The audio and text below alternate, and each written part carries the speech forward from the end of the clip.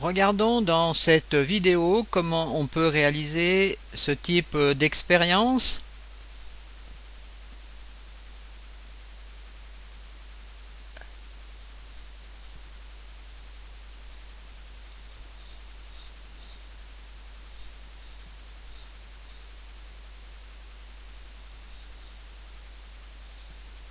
Commençons par regarder comment on peut déplacer le cylindre qui se trouve ici dans la scène.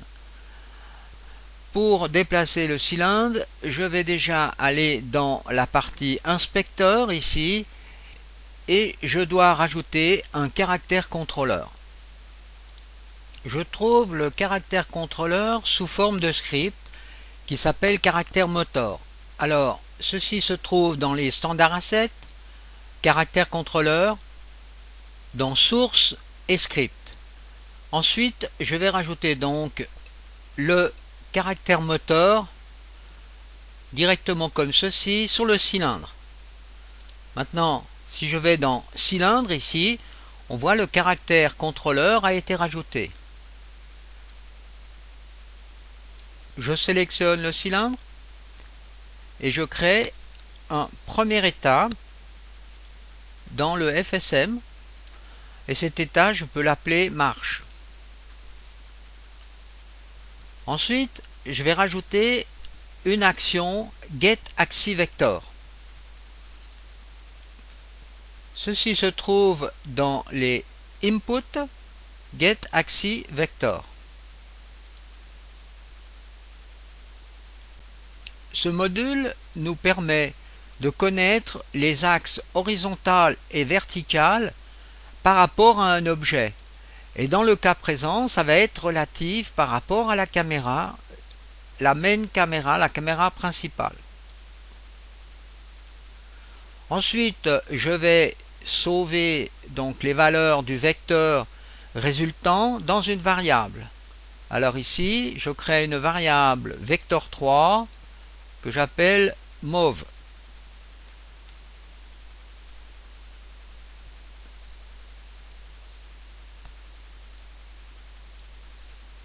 Comme c'est un axe horizontal et vertical, on est donc en principe sur un plan. Eh bien, le plan sur lequel on veut travailler est défini à cet endroit. Donc là, on est sur le plan XZ, donc c'est le plan ici justement du background. Alors on pourrait changer ici le plan et mettre un plan différent, par exemple si on a un personnage qui monte le long d'un mur. Comme maintenant on désire que le cylindre se déplace, en utilisant les touches W, S, A, D du clavier, eh bien on doit rajouter une action sur le cylindre. C'est un contrôleur qui se trouve dans les caractères, contrôleur simple mauve. Donc le GALM-objet, eh bien c'est le cylindre, donc le propriétaire, c'est où se trouve le script.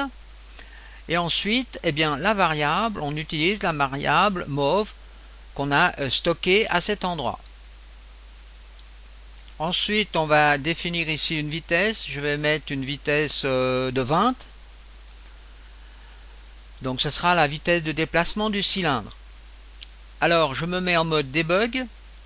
Comme ça, vous voyez, je peux voir donc la variable mauve, l'évolution de cette variable en temps réel. Alors, je lance le jeu, j'appuie sur la touche W, donc on voit le cylindre qui se déplace, la touche D, la touche S et la touche A.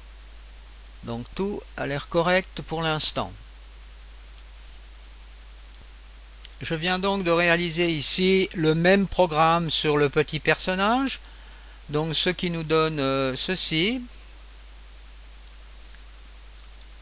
Donc là, vous voyez, on peut monter les marches.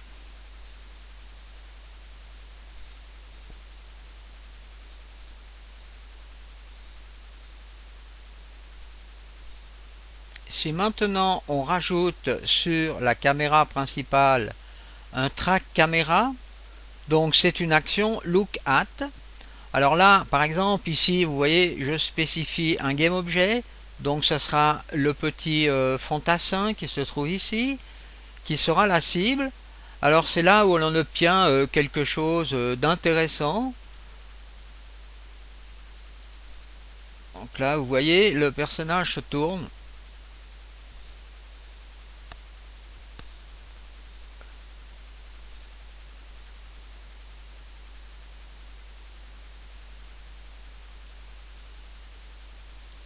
Par contre, il sera beaucoup plus correct de l'utiliser comme ceci. Donc le GameObjet ici, eh bien, c'est la caméra. Et l'objet cible, eh bien, c'est le fantassin. À ce moment-là, la caméra va suivre donc le fantassin. Alors, effectuons un test. Là, on voit aussi dans la fenêtre scène que la caméra suit bien le fantassin.